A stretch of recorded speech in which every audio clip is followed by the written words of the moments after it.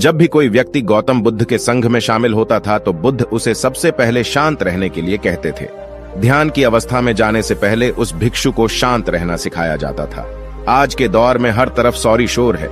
इसकी वजह से दिमाग में तनाव पैदा होना लाजमी है।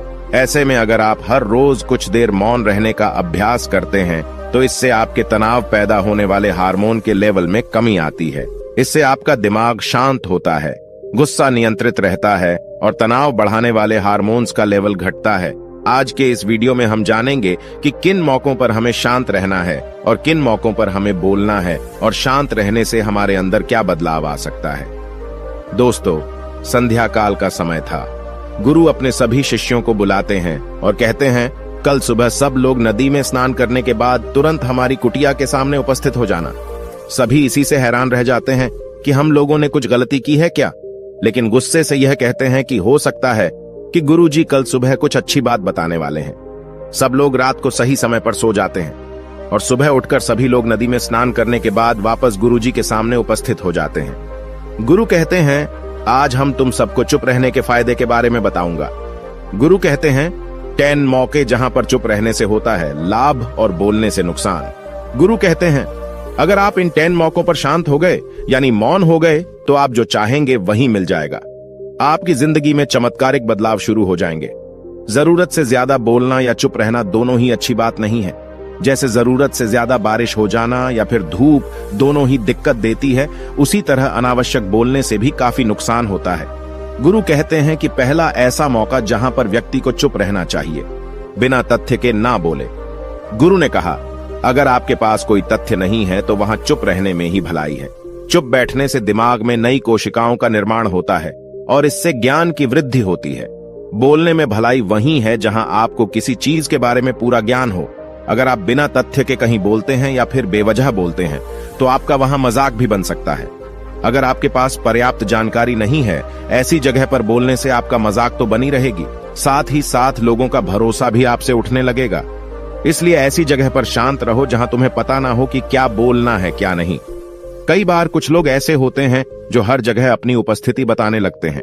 उन्हें पता नहीं होता है कि हमें क्या बोलना है, लेकिन फिर भी बोलते जाते हैं और फिर बाद में दूसरे लोग उनके जाने के बाद उनका मजाक उड़ाते हैं। जब तक आपको उस तथ्य के बारे में अच्छा ज्ञान नहीं है, उसके बारे में पता नहीं है, तो वहां चुप रहना ही ज्यादा समझदारी है।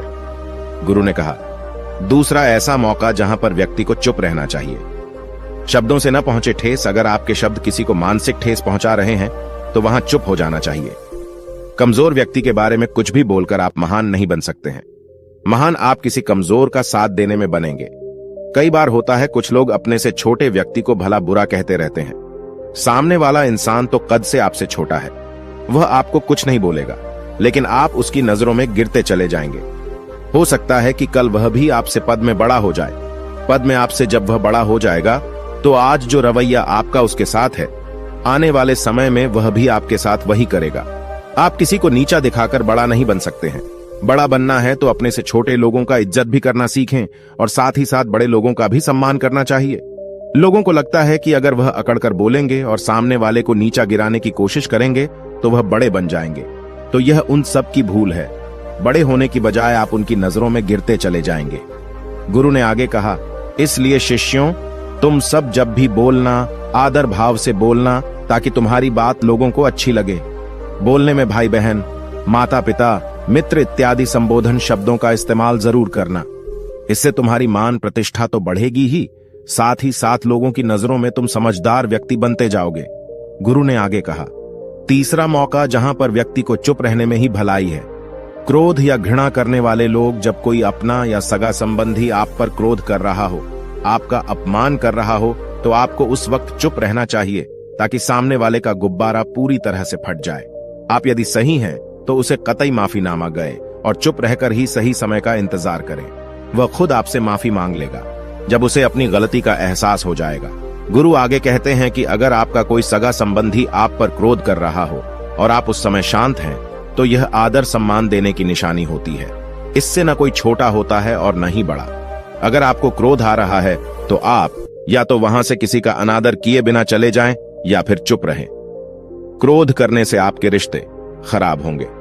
क्रोध करने से हमेशा क्रोध करने वाले व्यक्ति का ही बुरा होता है। गुरु आगे कहते हैं कि एक बार की बात है, एक सांप जंगल से भागते हुए किसी राजा के घर में पहुंच गया। लोगों ने छेड़खानी की तो वह बहुत ही गुस्सा हो गया, जिससे घर में जो तलवार पड़ी हुई थी उसी को लपेटकर कसने लगा और धीरे धीरे उसका पूरा शरीर कट गया। यह गुस्सा उसे खा गया। ठीक उसी प्रकार हमारा गुस्सा भी हमारे शरीर को तलवार की भांति काटता रहता है। गुस्सा ध्यान से खत्म होता है प्रतिदिन। अगर आप ध्यान की मुद्रा में बैठे हैं तो आपका गुस्सा आपके नियंत्रण में रहेगा। गुरु आगे कहते हैं कि यह तरीका है कि आप प्रतिदिन ध्यान का अभ्यास करें। इससे आपके शरीर में जो हार्मोन्स गुस्से को बढ़ावा देते हैं वह सब तुम्हारे नियंत्रण में रहेंगे, जिससे शरीर गुस्से पर आसानी तुम्हारा से काबू पा लेगा। लेकिन एक तरीका यह भी है कि जब भी आपको गुस्सा आए तो आप यह समझने का प्रयास करो कि क्या मेरा गुस्सा जायज है या नहीं। हमें वहां पर बोलना चाहिए कि नहीं। जब आप खुद इस बात का आकलन लगा पाएंगे तो आपको खुद पता चल जाएगा कि हमें गुस्सा करना चाहिए या नहीं। फिर भी आपको गुस्सा आ रहा है तो आप वहां से हटने का प्रयास करें, वहां से दूर चले जाएं। धीरे धीरे समय के साथ आपका दिमाग शांत हो जाएगा।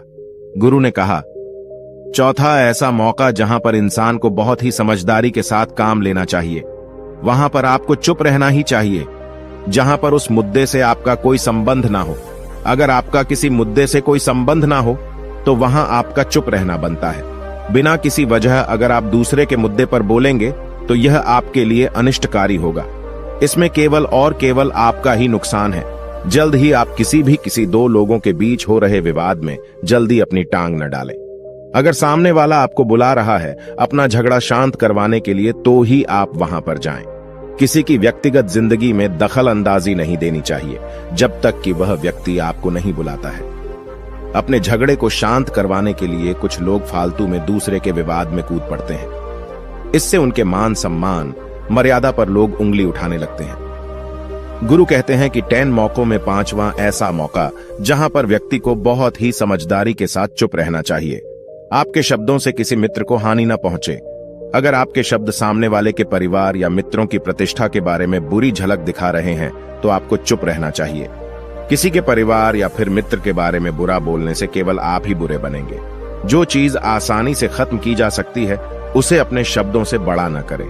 बिना चिल्लाए बात करने का प्रयास करते रहना चाहिए। अगर आप बिना चिल्लाए कोई बात नहीं कह सकते तो आपका चुप रहने में ही भलाई है।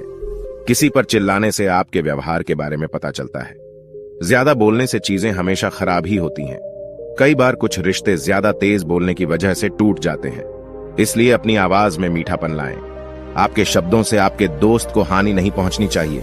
कभी कभी दोस्तों के जब हम मजाक हैं तो रहे कि आपके शब्दों से किसी का अनादर ना हो। मजाक को भी हमेशा शब्दों के मायने में ही रखें। जहां किसी को शब्दों से चोट लगे वहां चुप हो जाएं। ज्यादा बोलने से हमेशा नुकसान ही होता है। किसी और की प्रतिष्ठा को अपने शब्दों के माध्यम से उसे हानि नहीं पहुंचानी चाहिए। यदि आपके शब्दों से किसी और की प्रतिष्ठा को ठेस पहुंच रही है तो वहां आपको चुप हो जाना चाहिए। जब कोई व्यक्ति आपके सामने नहीं है तो आप उस व्यक्ति के बारे में बुरे शब्द किसी तीसरे व्यक्ति के सामने न बोलें। गुरु कहते हैं, छठा मौका जहां पर व्यक्ति को चुप रहना चाहिए, जब कोई कर रहा हो किसी की बुराई। जब कोई आदमी आपके सामने किसी तीसरे आदमी की बुराई कर रहा हो तब तुम्हें चुप रहकर बस सुनना चाहिए। अपनी राय व्यक्त नहीं करना चाहिए, क्योंकि जो आज आपके सामने किसी तीसरे की बुराई कर रहा है वह कल किसी और के सामने आपकी बुराई भी कर सकता है। यदि आपने कुछ कहा है तो नीति शास्त्र के अनुसार जो अपने मुंह को बंद रखता है और बुद्धि से काम करता है वही इंसान समझदार होता है। बिना जरूरत के बोलना, किसी के बारे में किसी के बीच में बोलना यह गलत बात है।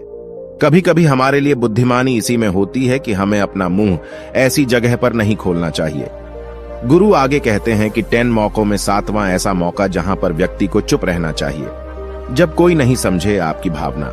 यदि आपको लग रहा है कि कोई व्यक्ति आपकी भावना, दुख या परेशानी को शब्दों में नहीं समझ रहा है, यदि आपको लग रहा है कि सामने वाला व्यक्ति आपकी भावना या दुख को या आपकी जो परेशानी है उसको वह समझ नहीं पा रहा है या समझने का प्रयास ही नहीं कर रहा है या वह आपको ध्यान से सुन ही नहीं पा रहा है, तो ऐसे व्यक्ति के सामने आप चुप ही रहें, क्योंकि ऐसे लोगों को आपकी भावना या दुख से कोई मतलब नहीं होता है। ऐसे लोगों को अपना राज बताकर आप पछताएंगे ही बाद में। इसलिए हर किसी को अपने मन की बात नहीं बतानी चाहिए। अगर आपको लग रहा है कि सामने वाला आपकी बात को नहीं समझ पा रहा है, आपकी भावनाओं को नहीं समझ पा रहा है, तो वहां पर आपको नहीं बोलना चाहिए, क्योंकि आज में आपका मजाक ही बन जाएगा जब आपको लगने लगे कि सामने वाला आपकी भावनाओं को ठीक तरीके से समझ रहा है, आप जो कह रहे हैं वह ठीक से सुन रहा है, तभी आप उसे अपनी बात कहें। गुरु कहते हैं कि 8वां मौका जहां पर आपको चुप रहना चाहिए, जब कोई इंसान अपना दुख व्यक्त करे। यदि कोई इंसान अपने दुख या परेशानी को आपको बता रहा है, तो इसका मतलब यह है कि वह आपको अपना समझ रहा है। ऐसे में तुरंत ही उसे समाधान बताने के बजाय चुप रहकर उसके दुख या समस्या को सुने। उसके दुख या समस्या को किसी और को न बताएं। वह इसलिए नहीं बता रहा है कि उसकी समस्याओं का समाधान कर देंगे, बल्कि वह इसलिए भी बता रहा है कि सामने वाला उसकी बात को समझ रहा है। कई बार बताने से दुख कम हो जाते हैं। आपको अपना दुख इसलिए बता रहा होगा कि उसे लग रहा है कि आप उसकी बात को समझ रहे हैं। दुख बांटने से कम हो जाता है। इसलिए जब कोई व्यक्ति अपना दुख आपसे व्यक्त करे, तो आप चुप मारकर उसकी बात को बहुत ही ध्यान से सुनें, ताकि उसके दुख कम हो जाएं। उसके मन का बोझ हल्का हो जाए, क्योंकि उसके मन में जो भी बातें थीं वह आपको सब बता दिया। गुरु आगे कहते हैं कि 10 जगहों में 9 ही ऐसी जगह जहां पर आपको चुप रहना चाहिए। जहां पर दुष्ट प्रकृति के लोग रह रहे हों और गाली गलौज कर रहे हों, तो आप वहां पर मत जाइए। ऐसी जगहों से आप चुपचाप निकल जाएं, अर्थात अपनी प्रतिक्रिया दिए बिना आप वहां से चले जाएं, क्योंकि जिसकी जुबान खराब होती है, जो दुष्ट प्रकृति के लोग होते हैं, उनको आप ऐसे समय में नहीं समझा सकते हैं। जब उनका दिमाग पूरी तरह से शांत हो जाए, तभी वह आपकी बात सुनेंगे। इसलिए जहां पर दुष्ट प्रकृति के लोगों आपकी बात को न मानते हों और न ही सुनते हों, तो आपको वहां पर नहीं बोलना चाहिए। गुरु कहते हैं कि 10 माह ऐसा मौका जहां पर आपको शांत हो जाना चाहिए। अपनी सफलता का राज हर किसी को न बताएं। कई बार होता है कि कुछ लोग जो सफलता को बहुत ही जल्दी अर्जित कर लेते हैं, वे हर जगह अपनी सफलता का ढिंढोरा पीटने लगते हैं। ऐसे में क्या होता है कि कई लोग आपकी सफलता से खुश नहीं होते हैं। अगर आप अपनी सफलता का जबरदस्ती लोगों में ढिंढोरा पिटवा रहे हैं, तो लोगों की नकारात्मक ऊर्जा आपको प्रभावित कर सकती है। जब आप सफल होंगे तो सबको पता चल जाएगा कि आप सफल हो गए हैं। ढिंढोरा पीटने से नुकसान आपका ही होगा। इतना कहकर गुरु ने कहा, शिष्यों, आज के लिए बस इतना ही। अगर तुम सब मेरी इन 10 बातों को अपने जीवन में अपना लेते हो, तो तुम सब काफी हद तक परेशानियों से बचे रहोगे। यहाँ से जाने के बाद मेरी यह बातें आपके जीवन किसी वरदान से कम साबित नहीं होंगी। दोस्तों, मुझे उम्मीद है इस वीडियो से आपको बहुत कुछ सीखने को मिला होगा। अगर आप नए हो तो हमसे जुड़ने के लिए इस चैनल को सब्सक्राइब करना मत भूलिएगा।